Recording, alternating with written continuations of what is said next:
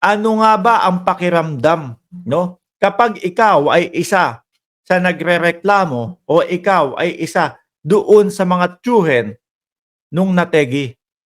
Tapos kaharap mo ang dating Pangulong Duterte. Ayan po, nangyari ho yan mga kababayan, doon mismo sa Senado. No? Doon mismo ho sa Senado, mga kababayan. Oh, pakinggan ho natin. Again. Ayan. O eto mga boss, pakinggan nyo ho kasi tito ni Kian de los Santos, mga kababayan, yung bata, 17 anyos. Na sinasabi ni Bato, hindi naman talaga si Kian eh. Kasi tindahan lang ni Kian yung pinaglalagayan ng tomboy, no?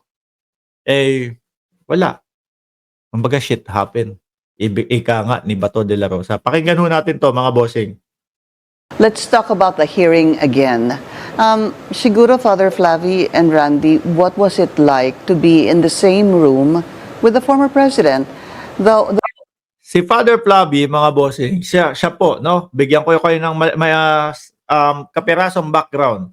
Si Father Flavi po, mga kababayan, siya po yung mga tumutulong doon sa mga nabiktima ng extrajudicial killing, mga bossing. Tinutulungan niya po yan. Kaso, mga boss, dahil nga, yung pagtulong ni Father, hindi okay, no? Kay Bato de la Rosa, mga kababayan. Kaya binanatan ni Bato de la Rosa.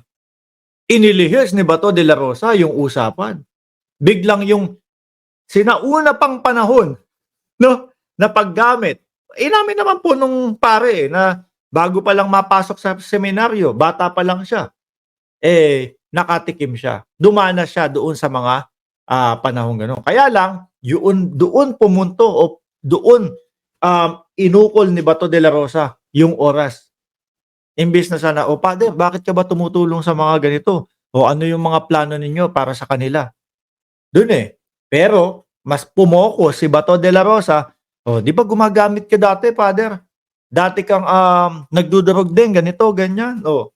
Seminaryo ka na, nagdudurog ka na, ganyan. Ganyan ho kasi sila, mga kababayan. At yung isang lalaki naman po na nakaputi, tito po ni Kian de los Santos, mga bossing. No? Na sinasabi niya nga, Jehovah's Witness sila. Napunto o tinutok pa niya. Sabi, di ba, Binoy, nanay mo, Jehovah? Kasama namin siya. Yun po ang pagkakaalam sa aming pamilya doon sa lugar na yun. Matunog ang pangalan nila. Pero bilang isang matindi ang kapit sa Jehovah's Witness. No? Kumbaga talagang relihiyoso ang pamilya. Sabi, di ba sir, hindi kaya ikaw ang naliligaw sir? Mag-aral ka kaya muna ng batas. Ayoko nga. No? Ayoko nga. Okay na yun. Simpleng-simple nga yung pagkakapaliwanag ko. Simpleng-simple yung pagkakapaliwanag ko. ICC, hindi makapasok sa atin. Pero humingi ng tulong sa Interpol. Ang Interpol, sino uutusan? Konektado ang Interpol sa Pilipinas. Uutusan ang PNP. Ang PNP, isa-serve ang warrant of arrest kay Duterte. Kaya sabi ng PNP, inaano na nga inilalapat na sa inyong mga utak na, oy, hindi kami papatinag sa mga Duterte. Di ba sinabi na ng PNP, si Kibuloy nga ayun na, no? Si best friend na ang kasunod. Ganun lang yun. Game, pakinggan natin to. The one who ordered the war on drugs, and Senator Ronald Bato de la Rosa, known to be or said to be the architect of the drug war. Randy, go ahead. Siguro ho, yung takot. May takot kang naramdaman? Grabe, ma'am. Yung bago, kung di lang halata nung nagsasalita ako, pero kinakabahan po ako. Doble po yung aking kaba. Siguro po kung hindi ako na proseso doon sa aming programa ng paghilom, baka... Yung paghilom kasi nila, mga bossing, programa ni Father yon, nandoon silang lahat, mga kababayan. Pero kung kayo, ano gagawin nyo? No? Yung mga talagang alam nyo na mastermind o alam nyo na sa tingin nyo talagang sila yung mga nag-utos Ano mararamdaman nyo nun, mga bossing? Takot din at kaba, malamang. Lalo na, no? Kung paano humarap ang dating Pangulong Duterte doon mismo sa Senado. Yung tipo bang parang siya pa din ang presidente. Yung tipong Dati akong pangulo eh. Magsisiga-sigaan ako dito. Kokontrolin ko tong Senado. Ganun nga po nangyari. Ngunit, hindi po lahat ng senador. Yung iba lang ho, mga kababayan, nagpasakop kay Duterte, pero hindi po si dating senadora. Hindi po si Senadora Risa Ontiveros. Tumindig ang senador, no? Pati nga yung pagmumura niya, hindi pinapansin nila Coco eh. Sila Pimentel, okay lang, o tuloy. Yung mga ganong pasiga-siga ng dating Pangulong Duterte, hindi ho kinokontrol. Para hong nagmukhang palengke. Para hong nagmukhang kalsada o kalye lang yung Senado natin. Pero syempre, alam ni Risa Ontiveros kung ano yung tama at mali. Wait lang institusyon ng Senado nababastos na dito sa pagmumura ni Duterte. Kinontra niya. No? Siya lang ang nakapansin nun, mga kababayan. Hindi ko masasabi at hindi ako makakapagsalita ng dire-diretso sa simula hanggang sa matapos ako. Bakit may takot? Ma'am, itong mga naka-uniforming ito yung mga pumatay sa kay Kian, sumira sa aming pangalan. Ito yung mga Tapos maririnig mo sa kanila ho mismo kay dating Pangulong Duterte, inuudyukan namin, no? Or binubuyo namin na sila ay manlaban. Hindi pwedeng suko lang. Ganun po kasi interpretasyon nun, mga kababayan eh. Hindi pwedeng suko lang. Kailangan manlabang kayo. Nakikita ko, nai-imagine ko ho, mga kababayan, kung paano nila sinasabi yung pangbubuyo. Yan, tag-isa tayong baril. Di ba? Tag-isa tayong beng-beng. Paunahan na lang tayong kumalabit ng gatilyo. Ikaw naman, pagka ganun yung narinig mo, wala ka na, no way out ka na. No? Yayariin ka din namin. Unahan na lang tayo. Yung pala, sa dalawang gilid, meron dalawang tao din. Yung isa, yung tao, nako, matibay na lang kami. Yung pala, inunahan na din siya nung nasa gilid. Di ho ba? Yun yung nai-imagine ko dun, mga bossing eh. Yun po yung nai-imagine ko, mga kababayan.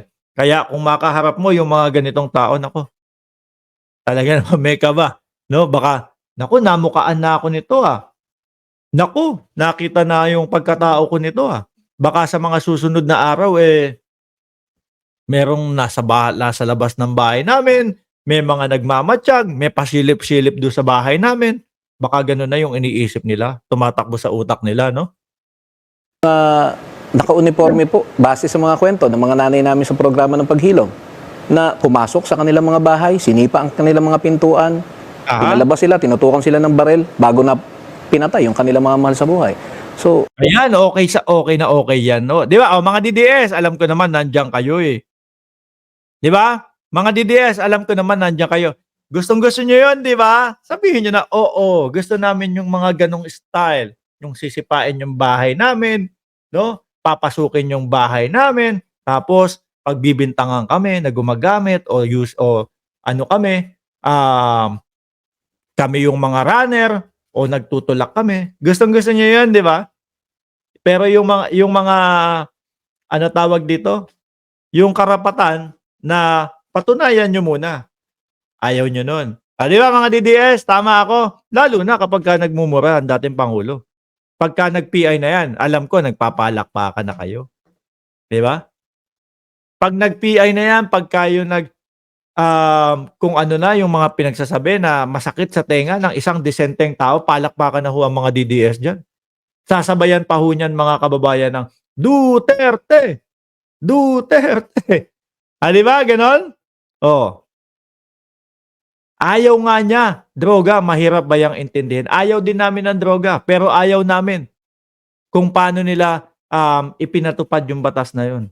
No? Ganun kasimple yun.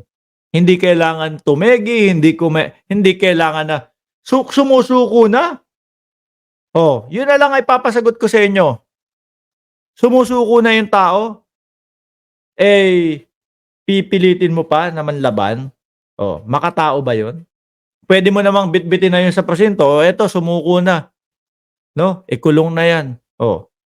Litisin sa korte. Sabi ni Jordan G. Bossing, words. may paalala, ano, mga kababayan? Tuloy. Hindi lang ho ako nakaramdam nun. May mga kasama ho kami mga ilang nanay na naroon din po sa loob ng sesyon ng Senado na kapareho ko rin po ng naramdaman. Father Flavi.